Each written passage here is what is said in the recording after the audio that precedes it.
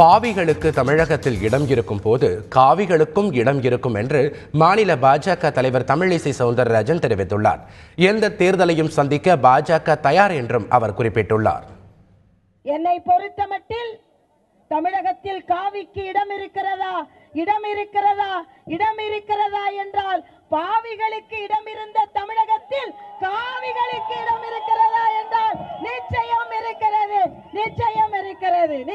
இருக்கிறது. ஏனென்றால் தமிழகம் ஒரு மாற்றத்தை நோக்கி சென்று கொண்டிருக்கிறது.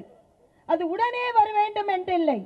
நாம் இதற்கு அடுத்தபடியாக உள்ளாட்சி தேர்தலை சந்திக்க இருக்கிறோம். எந்த தேர்தல் எப்பொழுது வந்தாலும் அதை சந்திப்பதற்கு பாரதிய ஜனதா கட்சி தயாராக இருக்கிறது.